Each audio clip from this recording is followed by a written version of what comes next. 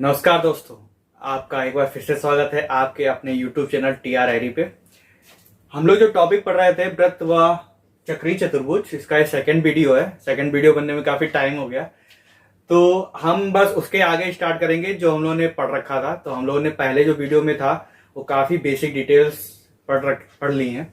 अब उसके आगे कुछ सर्किल्स की थ्योरम्स हैं, कुछ एक दो थ्योरम्स हैं, उनको याद कर लेंगे, उसको समझ लेंगे, जो काफी यूजफुल है हम लोगों के लिए। तो पहले वृत्त की थ्योरम की बात करते हैं। तो पहली थ्योरम है कि वृत्त का में अर्धवृत्त, तो अर्धवृत्त में बना कोण समकोण होता है। पहली थ्योरम क्या है? अर्धवृत्त में बना कोण समकोण होता है।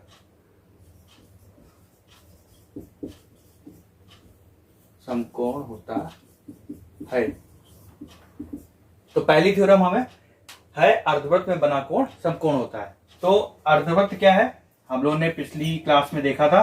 ये हमारा अर्धवृत्त है, ये इसका सेंटर है O। तो अर्धवृत्त में अगर हम इस व्यास के द्वारा अर्धवृत्त के किसी भी बिंदु पे हमें कोण बनाए, तो ये जो कोण होगा वो कोण हमेशा 90 डिग्री का होगा। मतलब अर्धवृत्त के द्वारा या व्यास के द्वारा वृत्त की परिधि पे बनाया गया कोण हमेशा समकोण होता है। तो हम कह सकते हैं कि अर्धवृत्त में बना कोण समकोण होता है। तो ये हमारी पहली थ्योरम हो गई। दूसरी थ्योरम है कि केंद्र से वृत्त की जीवा पर डाला गया लंब जीवा को समद्विभाजित करता है। दूसरी थ्योरम क्या है कि अगर मान लीजिए हमारा सर्किल है और ये इसका सेंटर है O, और एक हम जीवा खींचते वृत्त में, तो इस केंद्र से जीवा AB पर डाला गया लंब, जीवा को समद्विभाजित करता है। मतलब कि अगर ये पॉइंट C है तो AC = CB। ये लाइन क्या है, ये लंब क्या है, इस AB को समद्विभाजित कर देगा, मतलब दो बराबर भागों में बांट देगा। अब एक चीज और याद रखिए, यहाँ पे 90 डिग्री एंगल बनना है, तो जहां पे भी 90 डिग्री आता है और ट्रायंगल ड्रॉ होता है वहां पे पाइथागोरस थ्योरम भी लगती है। तो पाइथागोरस थ्योरम आपको पता है, तो इस तरह के क्वेश्चन में हमेशा पाइथागोरस थ्योरम भी लगेगी। अब कुछ टर्म है उनको समझ लेते हैं। अंशमाप, अंशमाप क्या होता है? हम जो बताने जा रहे हैं अंशमाप, अंशमाप को समझ लीजिए। अंशमाप क्या होता है? अंशमाप किसे कहते हैं? मान लीजिए कोई ये वृत्त है और ये वृत्त का केंद्र है। तो एक वृत्त का एक चाप लें, ये मान लीजिए ये वाला जो इतना पोर्शन हमने ले लिया, इसको कहते हैं AB। तो इस चाप द्वारा केंद्र पर बनाया गया कोण,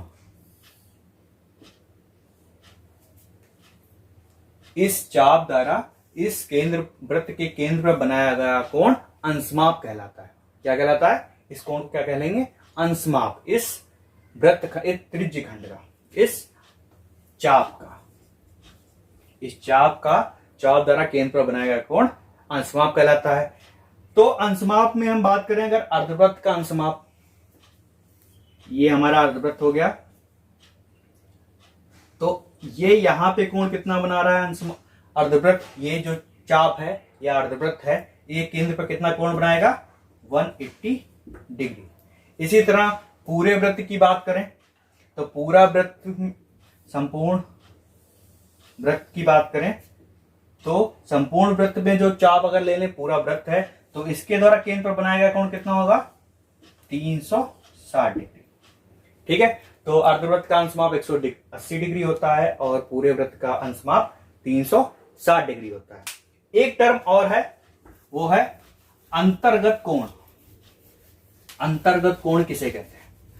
अंतर्गत कोण, इसको समझ लेंगे। अंतर्गत कोण, अंतर्गत कोण क्या होता है कि मान लीजिए कोई ये हमारा वृत्त है वृत्त के किसी बिंदु पर कोई किसी कोण का शीर्ष हो और उसकी जो भुजाएं हैं, वृत्त कोण की जो दोनों भुजाएं हैं, वो वृत्त को अलग अलग किन्हीं दो बिंदुओं पर काटती हूं। ये हम ले ले ए, ये ओ, तो ये जो कोण कहलाएगा कि क्या कहलाएगा? अंतर्गत कोण। ये कोण क्या होगा? अंतर्गत कोण। तो इन्हीं दो अंशमाप और अंतर्गत कोण के बेस पे हमारी एक अगली थ्योरम है जो काफी इंपॉर्टेंट है, इसको भी समझ लेते हैं कि एक ही वृत्तखंड में बने कोण या अंतर्गत कोण हमेशा समान होते हैं। हमारी अगली थ्योरम क्या है? मान लीजिए ये हमारा वृत्त है और इस वृत्त में दो कोण बन रहे हो इस तरह। ये मान लीजिए चाप है, एक कोण ये बन रहा है और एक कोण ये बन रहा है। तो एक ही वृत्तखंड में बने कोण या अंतर्गत कोण हमेशा समान होते हैं। तो ये कोण अगर x है तो ये कोण भी x होगा। या हम इस थ्योरम को दूसरी तरह कह सकते हैं, किसी एक चाप के द्वारा जो कोण बनते हैं वृत्तखंड में वो हमेशा समान होते हैं। ठीक है। एक लास्ट थ्योरम, ये भी काफी इंपॉर्टेंट है, इसको समझ लेते हैं। 6 नंबर दे दें इसको। मान लीजिए हमारा ये एक सर्किल है, ठीक है, ये हमारा केंद्र है। तो किसी चाप द्वारा, ये मान लीजिए हमारा चाप है, केंद्र पे बना कोण, किसी चाप द्वारा केंद्र पर बना कोण और इस चाप के शेष भाग पर बना कोण। यहां पे दो कोणों की बात हो रही है।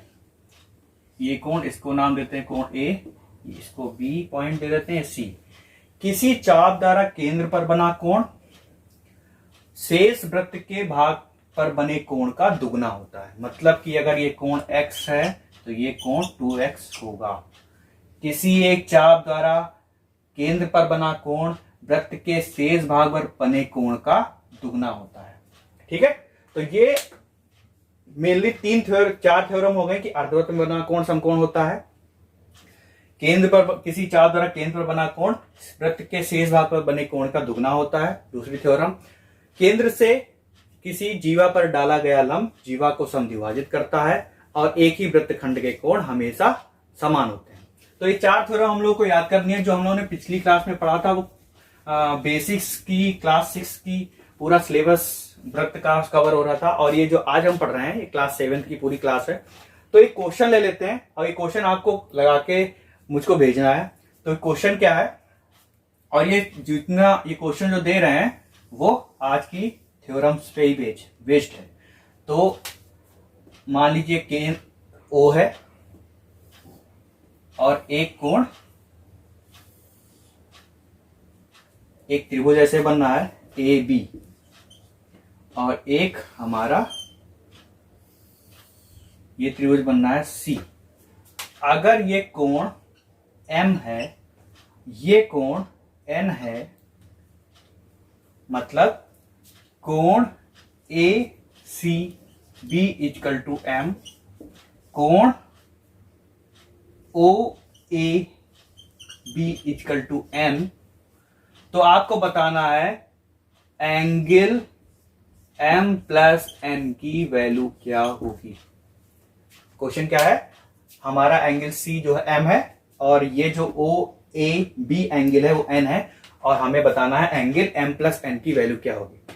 तो आज के लिए वीडियो के लिए इतना ही। ये क्वेश्चन आपको लगा के बताना है। नेक्स्ट क्लास में हम लोग इसके आगे पढ़ेंगे और क्लास 8th का जो सिलेबस है वृत्त का वो खत्म कर देंगे। Thank you, keep watching.